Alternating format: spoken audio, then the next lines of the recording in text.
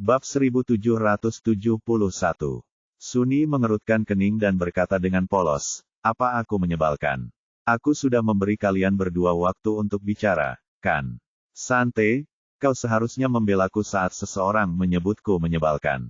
Aku calon suamimu." Sante menarik napas dalam-dalam dan menyesuaikan kacamatanya yang berbingkai emas.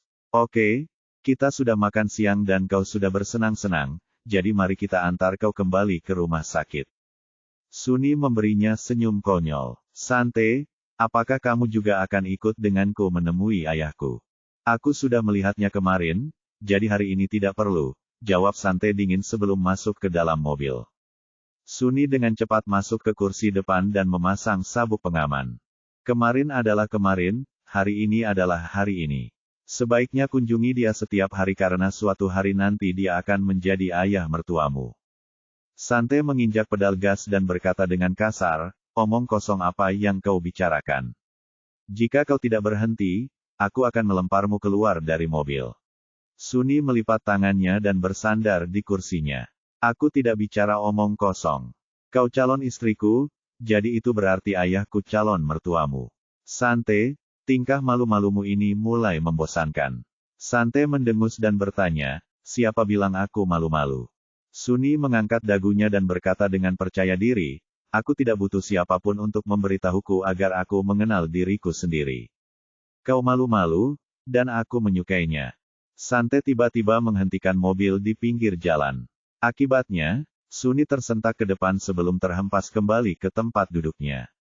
Dia menoleh ke arah Sante dengan bingung dan bertanya, "Mengapa kau tiba-tiba menghentikan mobil? Sante, kau tidak benar-benar akan mengusirku dari mobil, kan?"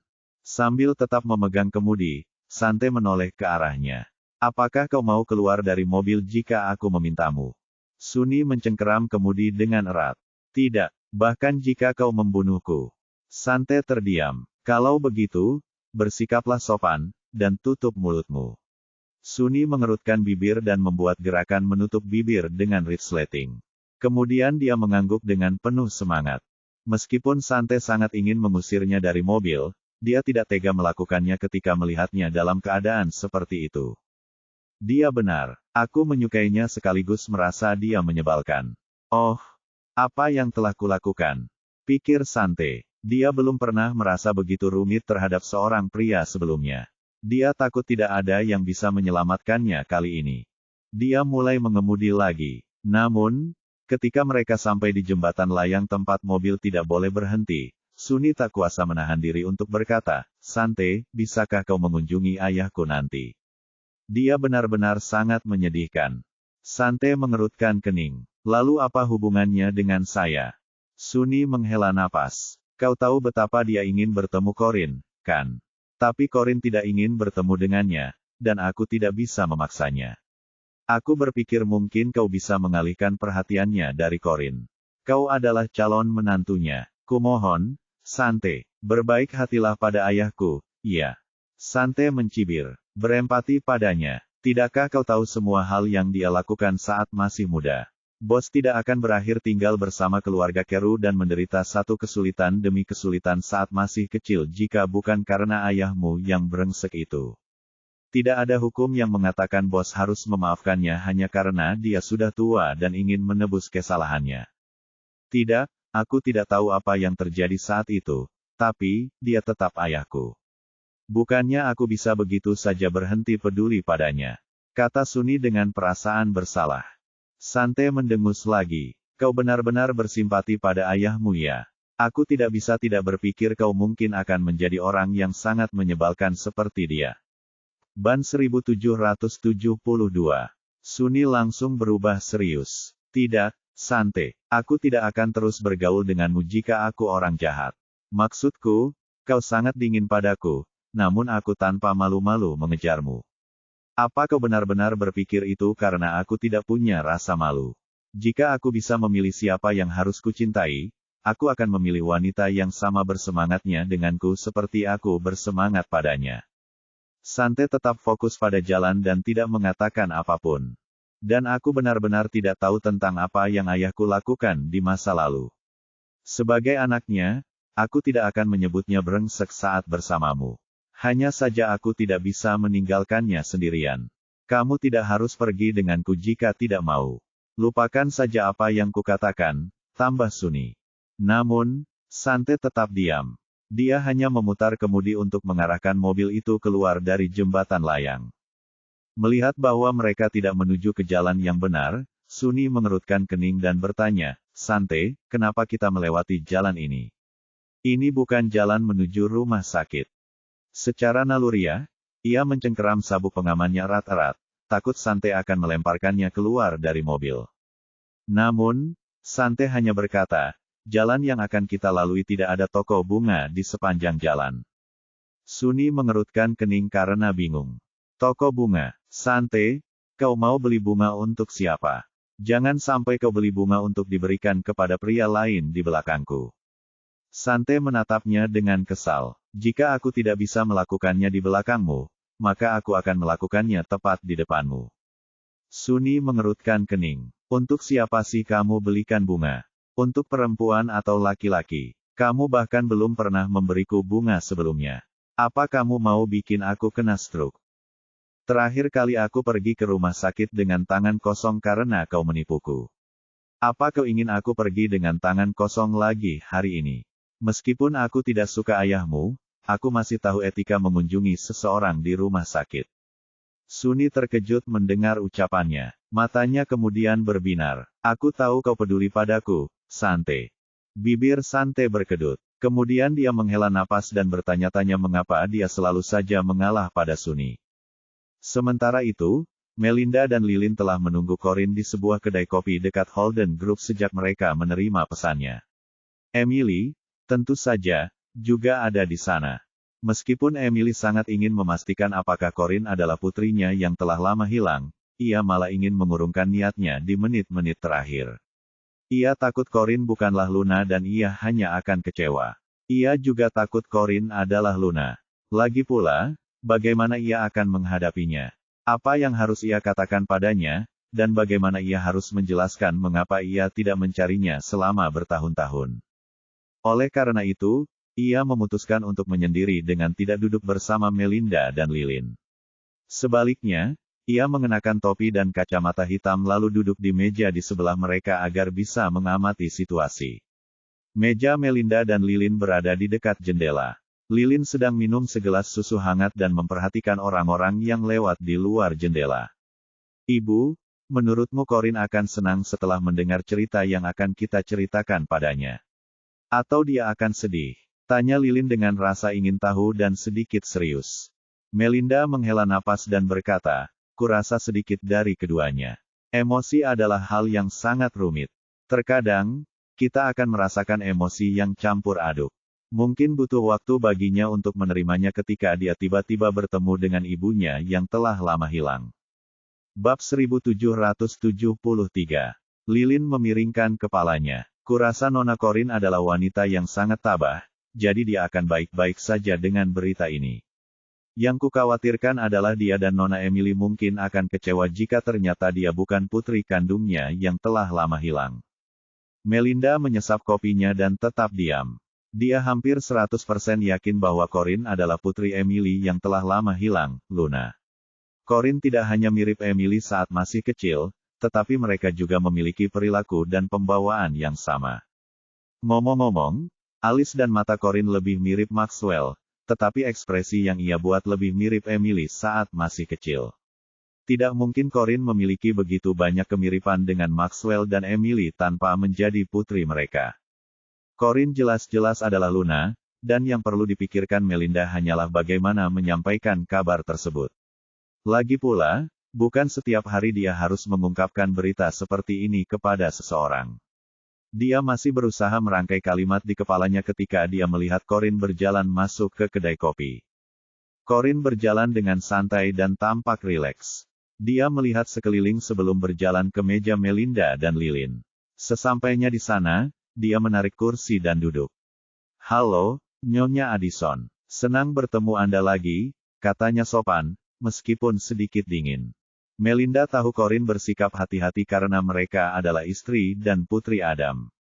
Mata Lilin langsung berbinar ketika melihat Corin, seolah-olah wanita itu adalah seorang dewi.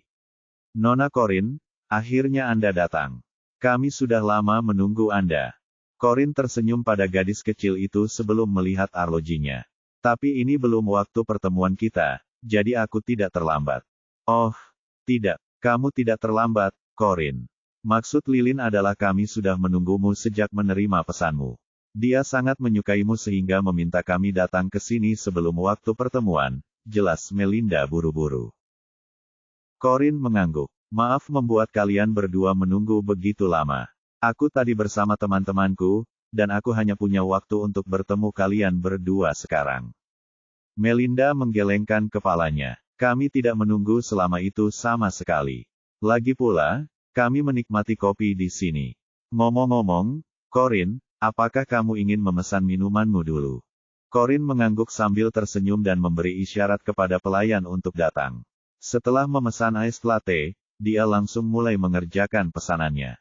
Nyonya Addison, saya mendengar dari putri Anda bahwa Anda memiliki sesuatu yang sangat penting untuk disampaikan kepada saya. Apa itu? Melinda belum tahu bagaimana cara menyampaikan kabar itu padanya. Corin, begini saja. Nona Corin, Anda kehilangan ibu Anda saat masih kecil, kan? Dan Anda telah mencarinya sejak saat itu tetapi selalu pulang dengan tangan kosong. Sela Lilin. Ekspresi santai Corin telah hilang. Sebagai gantinya, kerutan muncul di wajahnya. Dia menatap Lilin dengan tajam, lalu ke Melinda. Nyonya Addison, apakah Anda menyelidiki masa lalu saya? Dengan gugup, Melinda segera melambaikan tangannya. Tidak, jangan salah paham, Corin. Kami tidak menyelidiki masa lalumu, dan aku juga tidak memiliki sumber daya untuk melakukan itu. Meskipun aku menikah dengan Adam, Lilin dan aku tidak pernah terlibat dengan apa yang dia dan Sofia lakukan. Tolong jangan terlalu memikirkannya. Kami tidak memiliki niat buruk terhadapmu. Bab 1774. Corin menyesap es latte-nya. Lalu, bisakah kau jelaskan mengapa kau menyelidiki masa laluku? Alasan kami mengajakmu kencan hari ini adalah agar kami bisa mengenalkanmu kepada seseorang. Corin mengangkat alisnya. Siapa? Melinda berbalik untuk meminta Emily datang dan menjelaskan dirinya, tetapi mejanya kosong. Di mana dia? Pikir Melinda. Lilin juga bingung. Ibu, di mana Nona Emily? Melinda melihat sekeliling kedai kopi, tetapi Emily tidak terlihat dimanapun. Corin merasa bingung dengan perilaku mereka, jadi dia berdeham dan meletakkan es latte-nya. Nyonya Addison, siapa yang ingin Anda perkenalkan kepada saya? Melinda tersadar dari keterkejutannya dan berkata dengan malu-malu, dia seseorang dari masa lalumu, tapi dia tidak uang hari ini. Bagaimana kalau aku yang kenalkan padamu lain kali? Seseorang dari masa laluku. Kenapa aku perlu mereka kenalkan seseorang dari masa laluku padaku? Pikir Corin sambil mengerutkan kening. Ada yang mencurigakan tentang mereka. Setelah hening sejenak, Corin bertanya lagi, apakah ada hal lain yang ingin Anda bicarakan? Melinda menghela napas dan menatapnya dengan cemas. Corin, apa yang akan kau lakukan selanjutnya? Apa maksudmu? Maksudku, apa yang akan kau lakukan terhadap Zakari? Apakah kau akan mengambilnya dari Sofia? Kewaspadaan Corin tidak pernah sekalipun menurun. Kerutannya semakin dalam ketika mendengar pertanyaan itu. Nyonya Addison, saya sarankan Anda menyerah saja jika Anda datang untuk menjebak saya agar mengungkapkan langkah saya selanjutnya sehingga Anda dapat membawa informasi itu kembali kepada suami dan putri tiri Anda. Saya tidak bodoh, jadi mengapa saya harus memberitahu musuh-musuh saya tentang rencana saya? Wajah Melinda menegang. Aku tidak. Dia benar-benar khawatir tentang Corin. Salah satu alasannya adalah karena Corin pernah menyelamatkan hidupnya sebelumnya, dan alasan lainnya adalah karena Corin adalah putri yang telah lama hilang dari sahabatnya. Melinda paling mengenal temperamen Adam. Dia sangat khawatir Adam akan melakukan sesuatu yang menyakiti Corin untuk melindungi Sofia. Nona Corin, Anda benar-benar salah paham dengan ibu saya. Dia tidak mencoba membuat Anda mengungkapkan rencana Anda. Kami tidak memihak Sofia. Kami berdua berpikir apa yang dia lakukan itu salah. Bahkan, ibu saya sampai meminta cerai dari ayah saya. Jadi, Anda lihat, kami tidak sama dengan ayah saya. Corin dapat mengetahui dari sikap tegas Lilin bahwa dia tidak berbohong. Orang dewasa akan berbohong demi keuntungan mereka sendiri, begitu pula anak-anak, tetapi anak-anak jarang setenang itu saat berbohong. Pada saat itu, yang dapat dilihat Corin dari wajah Lilin hanyalah ketulusan dan tekad. Corin mengalihkan pandangannya dari Lilin ke Melinda. Nyonya Addison, apakah Anda benar-benar akan menceraikan Adam? Mata Melinda meredup. Ya, saat ini kami tinggal terpisah. Tapi kenapa? Kudengar kalian berdua sangat saling mencintai, kata Corin dengan penasaran. Melinda menunduk melihat meja. Ia tampak sedih dan lesu. Bagaimanapun juga, aku tidak ingin tetap berada dalam hubungan di mana aku harus terlibat dalam kejahatan. Dia kehilangan semua prinsipnya ketika menyangkut Sofia. Dia membiarkan Sofia lolos begitu saja setelah melakukan hal yang paling keji. Aku tidak bisa menghentikannya, dan aku benar-benar muak dengan itu. Bab 1775. Corin menatap Melinda lama sebelum berkata, jika apa yang kau katakan itu benar, maka aku minta maaf karena telah salah paham. Melinda tersenyum getir. Corin, wajar jika kau waspada terhadap kami. Aku hanya ingin mengingatkanmu bahwa Sofia sudah gila. Dia akan melakukan apa saja untuk menjaga Zachary tetap di sisinya, dan dia pandai berpura-pura menjadi korban agar Adam membantunya. Kau harus sangat berhati-hati. Corin percaya bahwa Melinda bermaksud baik, jadi dia mengangguk dan berkata, terima kasih telah mengingatkan saya. Saya akan sangat berhati-hati, dan jika tidak ada hal lain, saya akan kembali bekerja sekarang. Dia mengangkat pergelangan tangannya untuk melihat jam. Karena Emily sudah mengatakan apa yang dibutuhkannya, Melinda merasa tidak enak untuk menahannya. Dia mengamati sekeliling kedai kopi sekali lagi, tetapi Emily masih belum terlihat. Akhirnya, dia menghela napas dan berkata, baiklah.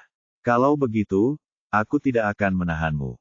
Mari kita bertemu lagi saat kamu luang, dan aku akan membawa teman yang kusebutkan tadi. Corin menyipitkan matanya. Ia agak penasaran tetapi tidak terlalu ingin menyelidiki masalah itu. Ia mengangguk sedikit dan berkata, tentu. Kalau begitu, aku permisi dulu. Sampai jumpa. Dia berdiri dan tersenyum sopan sebelum berbalik untuk pergi. Lilin melambaikan tangan dengan sedih mengucapkan selamat tinggal padanya. Sampai jumpa, Nona Corin.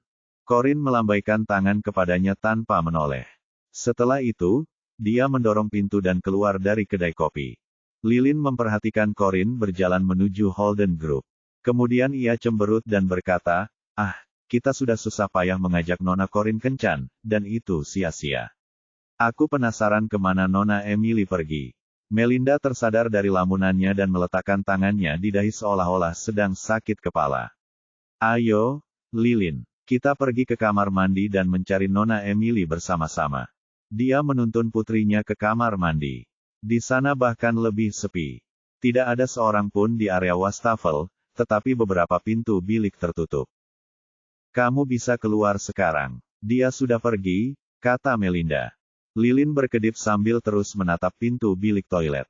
Seperti yang diperkirakan, salah satu pintu bilik toilet terbuka tidak lama setelah itu. Emily berjalan keluar dengan sedih. Matanya merah dan berkaca-kaca. Lilin menghampirinya dan bertanya, Nona Emily, apa yang terjadi? Bukankah Anda bilang ingin bertemu Nona Corin?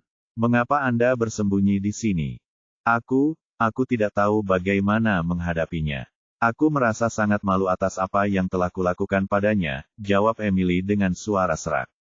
Mata Lilin berbinar. Apakah itu berarti dia adalah putrimu yang telah lama hilang? Emily menutup mulutnya untuk menahan isak tangis. Dia tidak ingin menangis di depan Lilin. Dia mengangguk dan berkata, iya. Aku tidak perlu bertanya apapun padanya untuk tahu. Aku bisa tahu dia putriku hanya dengan sekali pandang. Dia lunaku. Lilin sangat gembira. Itu hebat. Melinda menepuk bahu Emily untuk menghiburnya. Ini hal yang baik, kan?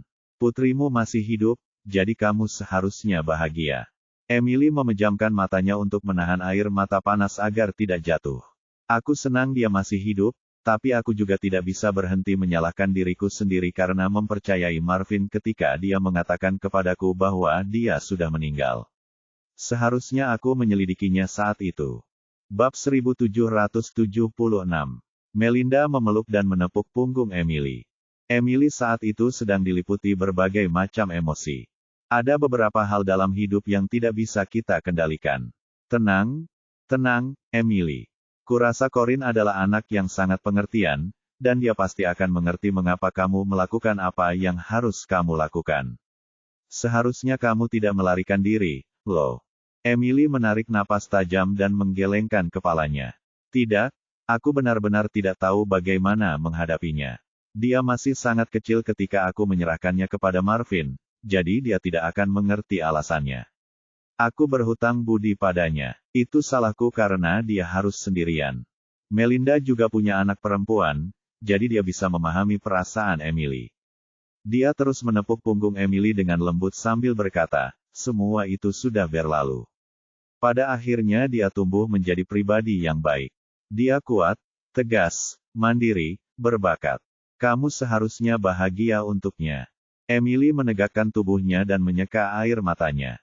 Aku bangga padanya, tapi aku tidak bisa menebus apa yang telah kulakukan padanya. Dia kuat karena dia tidak punya pilihan selain menjadi kuat. Dia bisa saja memiliki kehidupan yang lebih mudah jika aku tetap berada di sisiku. Dia menarik napas dalam-dalam sebelum melanjutkan, tapi sudah terlambat untuk menyesal sekarang. Aku harus melakukan sesuatu untuknya, atau aku akan terlalu malu untuk menunjukkan diriku di depannya. Emily, kamu tidak perlu terlalu menyalahkan diri sendiri. Seperti yang kubilang, Corin sangat pengertian. Emily melambaikan tangannya. Tidak, aku harus melakukan sesuatu untuknya. Ayo, Mel, aku butuh kau pergi ke suatu tempat denganku. Di mana? Tanya Melinda dengan terkejut. Kalian akan tahu kalau kami sudah sampai. Emily tidak repot-repot menjelaskan. Dia meraih Melinda dan Lilin lalu menyeret mereka keluar dari kedai kopi. Emily mampu menemukan rumah besar keluarga Carew berdasarkan ingatannya. Melinda memandang ke arah rumah besar tua itu dari jendela mobilnya. Emily, kamu mencari siapa di sini?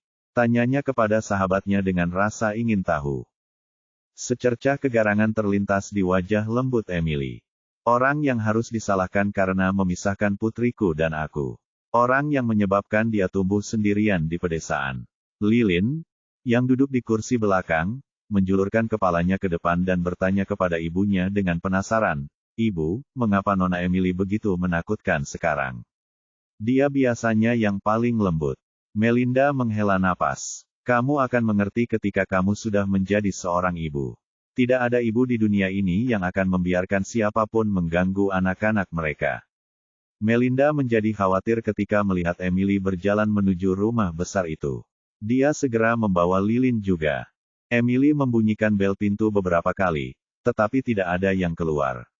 Dia kemudian mulai menggedor pintu dengan cemas.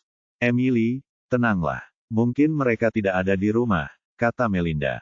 Pada saat itu, Emily benar-benar berharap dia bisa membakar rumah besar keluarga Rivera. Dia terus menggedor pintu untuk melampiaskan amarahnya. Sayangnya, tidak ada respons dari dalam. Namun, seseorang di belakangnya bertanya dengan kesal, siapa yang kau cari? Apakah kau mampu membayar kembali pintu ini jika kau sampai merusaknya karena menggedor-gedor seperti itu? Barulah saat itu Emily berhenti menggedor pintu. Dia berbalik dan melihat seorang wanita muda yang tampak berusia 20-an, wajahnya berhias-riasan tebal, menatap mereka dengan angkuh sambil menyilangkan tangannya. Dia pasti putri Marvin, pikir Emily. Di mana ayahmu? Tanyanya. Sherlyn menatap wanita cantik di depannya, yang tampak lebih muda dari ibunya sendiri. Mengapa wanita ini mencari ayah? Apakah dia dulunya selingkuhan ayah? Bab 1777. Sherlyn lalu menatap Melinda dan Lilin. Wanita ini juga cantik, dan dia bahkan membawa seorang anak. Sial, jangan bilang anak itu anak haram ayah. Corin saja sudah cukup merepotkan, dan sekarang kita harus berurusan dengan ini juga. Sherlyn mengerutkan kening karena khawatir. Kalian siapa, dan apa urusan kalian dengan ayahku? Saya teman lama ayahmu, dan saya datang untuk menanyakan sesuatu kepadanya, jawab Emily. Seorang teman lama, Sherlyn tahu bahwa segala sesuatunya tidak sesederhana kelihatannya, jadi dia tidak ingin bekerja sama dengan mereka. Ayahku sedang memancing. Dia tidak akan kembali dalam waktu yang cukup lama. Sebaiknya kamu datang di lain hari jika ingin berbicara dengannya. Emily tidak akan menyerah begitu saja karena dia sudah berada di sana. Dia tidak mungkin memancing seharian penuh. Kami tidak terburu-buru, dan kami tidak keberatan menunggunya di dalam. Kerutan di dahi Sherlyn semakin dalam. Jadi dia tidak akan menyerah semudah itu, ya. Sudah kubilang ayahku tidak ada di rumah, dan aku tidak kenal kalian semua. Bagaimana kalau kalian merampokku atau melakukan sesuatu setelah aku mempersilakan kalian masuk? Sebaiknya kalian telepon ayahku kalau kalian ingin segera menemuinya. Sekarang minggir dari jalanku. Matahari membakar kulitku. Aku perlu mengoleskan lotion agar tidak terbakar sinar matahari.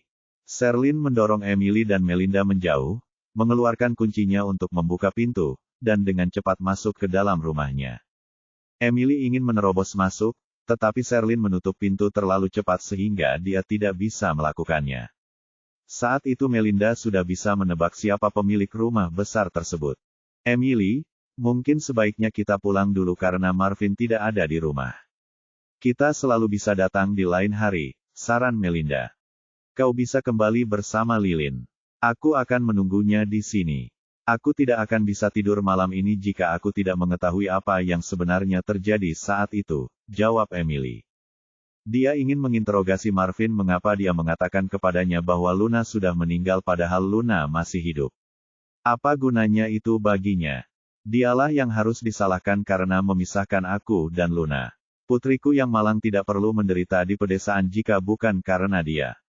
Namun dia jelas-jelas hidup berkecukupan. Dia bahkan berani pergi memancing untuk bersenang-senang. Pikir Emily. Melinda memutuskan untuk tetap diam ketika melihat betapa teguhnya tekad Emily. Ia menggenggam tangan Lilin saat mereka menunggu bersama. Ia tidak akan membiarkan Emily menunggu sendirian dalam keadaan seperti itu. Sementara itu, Sherlyn segera menelepon ibunya begitu ia melangkah masuk ke dalam rumah besar itu. Liliana sedang bermain kartu di tempat lain, jadi butuh beberapa waktu baginya untuk menjawab panggilan putrinya. Ada apa, Sherlyn? Aku sedang sibuk sekarang, katanya dengan tidak sabar. Bu, bagaimana bisa ibu bilang ibu sibuk padahal ibu cuma main bridge? Lihat, ada dua wanita cantik yang seumuran dengan ibu berdiri di luar pintu rumah kita sekarang. Mereka bilang mereka datang untuk bicara dengan ayah. Salah satu dari mereka bahkan membawa anak berusia 7 atau 8 tahun bersamanya. Pasti ada sesuatu yang terjadi, dan kalau ibu tidak segera pulang, ibu akan kehilangan suami ibu. Apa, beraninya perempuan-perempuan jalang itu mencoba mencuri suamiku? Di mana ayahmu sekarang? Apakah dia di rumah? Tidak, dia tidak seperti itu. Itu sebabnya aku memberitahumu. Kau harus segera kembali. Kau harus menyingkirkan mereka sebelum ayah pulang. Bagaimana jika hatinya luluh lagi pada wanita-wanita itu? Kita tidak akan punya tempat tinggal kalau begitu. Kau harus tahu betul bahwa ayah tidak benar-benar peduli pada kita lagi setelah apa yang dilakukan si jalang korin itu. Aku tidak punya pekerjaan sekarang, jadi jika dia mengusir kita dari rumah, kita akan berakhir menjadi tunawisma dan kelaparan. Bab 1778. Liliana akhirnya menyadari betapa seriusnya situasi itu ketika dia mendengar apa yang dikatakan Sherlyn. Sherlyn, ibu mau pulang sekarang. Pastikan ayahmu tidak bertemu dengan wanita-wanita itu sebelum itu, ya. Sherlyn mengangguk. Jangan khawatir, Bu. Aku tahu apa yang harus kulakukan. Setelah menutup telepon dari ibunya, Sherlyn menelepon ayahnya. Marvin sedang memancing, dan akhirnya ia mendapatkan tangkapan ketika dering teleponnya menakut-nakuti ikan-ikan itu dan mengusirnya. Kenapa kau meneleponku? Katanya dengan nada kesal di telepon. Kau menakut-nakuti semua ikan. Sherlyn telah bergantung pada Marvin sejak dia tidak bisa mendapatkan pekerjaan. Marvin tidak lagi menyayanginya seperti dulu, jadi wajar jika Sherlyn bersikap rendah hati terhadapnya. Ayah, aku hanya menelepon untuk bertanya kapan ayah akan kembali. Marvin mendengus dan berkata, aku tadinya mau berlama-lama di sini, tapi kau sudah merusak suasana hatiku, jadi aku pulang sekarang. Sampaikan pada ibumu bahwa aku mengharapkan hidangan daging babi panggang sudah menunggu di meja untukku saat aku pulang. Sherlyn langsung panik ketika mendengar Marvin akan segera pulang. Mungkin ayah sebaiknya terus memancing dulu. Cuacanya bagus sekali, loh. Lagi pula, ibu juga sedang pergi, jadi dia tidak bisa memasak daging babi panggang untukmu. Dia tidak bisa membiarkan Marvin pulang. Jika tidak, dia akan bertemu dengan kedua wanita di luar rumahnya. Ibumu sedang apa di luar? Bukankah kamu bisa memasak daging babi panggang? Lagi pula kamu juga tidak melakukan apa-apa. Yang kamu lakukan hanyalah menghabiskan uangku, jadi sebaiknya kamu belajar memasak. Kalau tidak, apa gunanya memelihara anak perempuan yang tidak berguna sepertimu? Tegur Marvin. Ayah tahu aku tidak bisa memasak. Asap dan minyaknya sangat buruk untuk kulitku. Aku tidak akan terlihat bagus di layar film jika kulitku menjadi tua dan keriput, jawab Sherlyn dengan sedih. Apa kau benar-benar masih bisa bermain film? Tak ada sutradara film yang mau mempekerjakanmu lagi. Aku tak percaya kau masih menganggap dirimu bintang. Sebaiknya kau belajar keterampilan lain daripada mengoleskan semua lotion itu ke wajahmu. Aku peringatkan kau, jika kau tak bisa mendapatkan pekerjaan sampai akhir bulan ini, kau dan ibumu bisa berkemas dan pergi. Aku tak akan terus menghabiskan uang untuk kalian orang-orang yang tak berguna. Sherlyn benar-benar panik saat itu. Ia sangat takut ayahnya akan mengusir dia dan ibunya dari rumah. Meskipun Marvin tidak terlalu kaya, ia memiliki beberapa properti warisan dari ayahnya. Uang sewa saja sudah cukup untuk menjamin kehidupan yang nyaman bagi seluruh keluarga. Sherlyn berharap dapat mewarisi properti-properti itu setelah ayahnya meninggal. Karena itu, ia tidak akan pernah ingin meninggalkan rumah. Ayah, bagaimana ayah bisa mengatakan itu tentangku? Bukannya aku sengaja tidak mencari pekerjaan. Ayah tahu aku selalu ikut audisi setiap hari. Mendapatkan peran dalam film butuh waktu. Aku yakin suatu hari nanti, seorang sutradara akan mempekerjakanku. Hal ini membuat Marvin semakin kesal. Kau harus sadar bahwa tidak ada sutradara film yang mau mempekerjakanmu lagi. Atau kau lupa bahwa kau telah membuat Corinne marah. Dia menikah dengan keluarga Holden, dan kau tahu betapa berpengaruhnya keluarga itu. Dia hanya perlu berbicara dengan semua sutradara film agar mereka tidak pernah mengontrakmu. Aku sangat menyarankanmu untuk menghadapi kenyataan dan mencari pekerjaan biasa lainnya saja. Sherlyn tak kuasa menahan amarahnya mendengar ucapan Marvin. Bahkan saat itu pun, ia masih merasa Corinne telah mencuri apa yang seharusnya menjadi miliknya sejak awal. Ia yakin sekali Jeremy bermaksud menikahinya, bukan Corinne. Corinne sialan itu. Dia bukan hanya mencuri hidupku, tapi dia juga menggunakan keluarga Holden untuk menghancurkan karirku. Kenapa dia tidak mati saja? Bab 1779. Hak apa yang dimiliki gadis desa seperti dia untuk menjadi Nyonya Holden? Tuan Jeremy pasti buta karena jatuh cinta pada gadis udik seperti dia. Gerutu Sherlyn dalam hati. Ayah tahu betul Corinne telah memanfaatkan keluarga Holden untuk menciptakan satu rintangan demi rintangan bagiku. Bagaimana ayah bisa mengatakan bahwa aku tidak berusaha cukup keras? Aku pasti masih menjadi aktris paling populer sekarang jika bukan karena dia. Aku pasti menghasilkan banyak uang. Ayah seharusnya menyalahkannya, bukan aku. Akulah korbannya di sini. Marvin tidak menunjukkan rasa sepihak padanya. Kau bilang kau korban. Bagaimana bisa kau menjadi korban? Aku tidak akan berurusan dengan keluarga Holden jika kau tidak begitu delusional hingga berpikir kaulah yang ingin dinikahi Tuan Jeremy. Tapi ayah, aku tidak berhalusinasi. Memang benar akulah yang ingin dinikahinya. Dia memberiku semua hadiah pertunangan itu. Dan aku pasti sudah menjadi Nyonya Holden jika si jalang Corinne itu tidak merayunya dan merebutnya dariku karena cemburu. Seharusnya ayah memarahinya. Marvin sudah tidak sanggup lagi menanggapi tingkah Sherlyn. Aku tidak peduli siapa yang ingin dinikahi Tuan Jeremy sejak awal. Intinya, keluarga Holden sekarang hanya memandang Corinne. Mereka bahkan tidak tahu siapa kau. Dan aku tidak akan memarahi Corinne karena dia bukan anakku.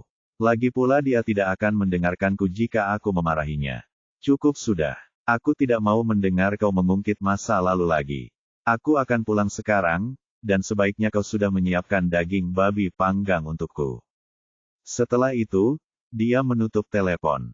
Hanya butuh satu panggilan telepon untuk membangkitkan kembali semua kebencian Sherlyn terhadap Corin. Semua itu adalah kesalahan perempuan jalang itu atas bagaimana hidupnya berakhir. Semua itu adalah kesalahan Corin karena ia berubah dari seorang selebriti besar yang dipuja semua orang menjadi wanita pengangguran yang tidak berguna dan dicemooh semua orang. Namun, ia berkata pada dirinya sendiri bahwa ini bukan saatnya untuk mengutuk Corin. Ia menelepon ayahnya karena ingin mengetahui jam berapa ayahnya akan pulang. Ia tidak hanya dimarahi, tetapi juga membuat ayahnya pulang lebih cepat. Itu benar-benar menjadi bumerang baginya. Yang lebih penting lagi, Marvin benar-benar memintanya untuk membuat daging babi panggang untuknya. Bagaimana mungkin dia tahu cara membuatnya? Bagaimanapun, Marvin sedang tidak dalam suasana hati yang baik, jadi dia mungkin benar-benar akan diusir dari rumah jika dia tidak membuat daging babi panggang untuknya. Ada satu konsekuensi yang tidak mampu dia tanggung.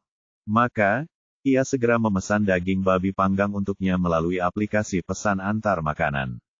Ia berencana menyajikan daging babi panggang itu nanti agar terlihat seolah-olah dialah yang memasaknya. Setelah masalah daging panggang babi terselesaikan, Sherlyn dapat fokus untuk menghadapi kedua wanita di luar rumahnya. Tempat memancing ayah tidak terlalu jauh dari rumah, jadi dia akan pulang sebelum ibu. Apa yang harus aku lakukan? Bagaimana jika salah satu wanita di luar itu benar-benar mantan kekasih ayah? Aku dan ibu akan celaka jika mereka kembali menjalin hubungan. Aku tidak hanya bisa mengucapkan selamat tinggal pada karir aktingku, tetapi aku juga tidak akan punya harapan untuk mewarisi harta ayah. Pikir Sherlyn sambil menggertakkan gigi. Dia tidak akan membiarkan hal seperti itu terjadi. Dia mondar-mandir di sekitar rumah, memikirkan apa yang harus dia lakukan. Akhirnya, dia mendapatkan ide yang bagus. Ia segera melangkah untuk membuka pintu dan berkata kepada wanita-wanita di luar, Hai, halo, saya baru saja selesai berbicara di telepon dengan ayah saya, dan dia mengkonfirmasi bahwa kalian adalah teman lamanya. Dia meminta saya untuk mempersilakan kalian masuk duluan. Dia sedang dalam perjalanan pulang. Maaf kalau tadi saya bersikap tidak sopan. Saya benar-benar tidak tahu siapa kalian. Bab 1780. Emily dan Melinda saling bertukar pandang melihat perubahan sikap Sherlyn yang tiba-tiba sebelum kembali menatapnya. Silakan masuk. Di luar sangat panas, kata Sherlyn sambil tersenyum. Emily mengangguk. Kapan ayahmu akan kembali? Sebenarnya sebentar lagi. Silakan duduk. Saya akan membuatkan kalian kopi sambil menunggu dia. Emily, Melinda, dan Lilin berjalan masuk ke dalam rumah besar itu. Secara naluriah mereka langsung menuju ruang tamu, tetapi Sherlyn menghentikan mereka. Maaf, tapi sofa kami rusak, jadi kalian tidak bisa duduk di situ. Bolehkah saya meminta kalian semua untuk ikut saya ke kamar tamu di lantai atas saja? Di sana jauh lebih sejuk, kata Sherlyn sambil tersenyum. Karena dia sudah mengatakan itu, tidak ada alasan bagi Emily dan Melinda untuk menolaknya. Maka, mereka mengikutinya ke lantai atas. Lilin mengikuti mereka dari belakang sambil mengamati sekitarnya dengan waspada. Ada sesuatu yang janggal tentang semua ini. Sherlyn membawa para tamu ke loteng, yang dulunya adalah kamar lama Corin. Kalian bertiga duduk di sini sebentar. Aku akan mengambilkan kalian minuman, kata Sherlyn sambil tersenyum sopan. Meskipun Emily menganggap aneh Sherlyn membawa mereka ke loteng yang sempit, dia tetap berterima kasih dan tidak mengatakan apapun lagi. Sherlyn segera berbalik dan pergi.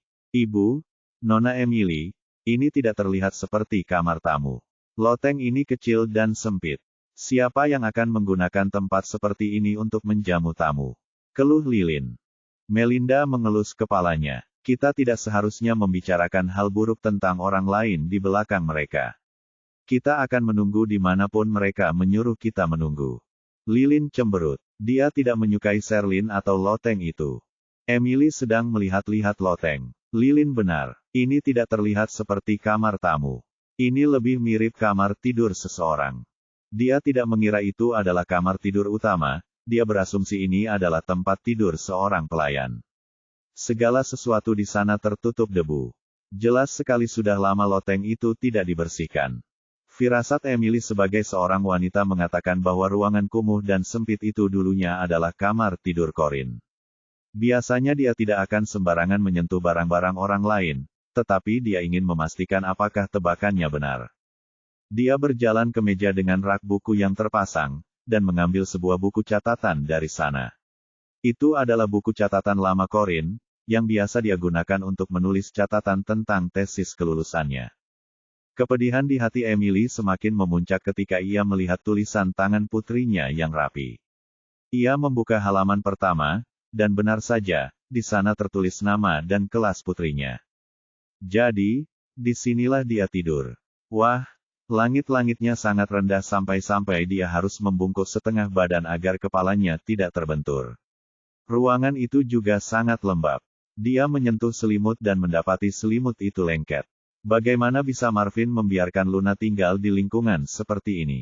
Dia tidak mempercayakan putrinya kepadanya tanpa memberinya imbalan. Dia memberinya kalung perhiasan antik, berharap dia akan merawat putrinya dengan baik untuk sementara waktu.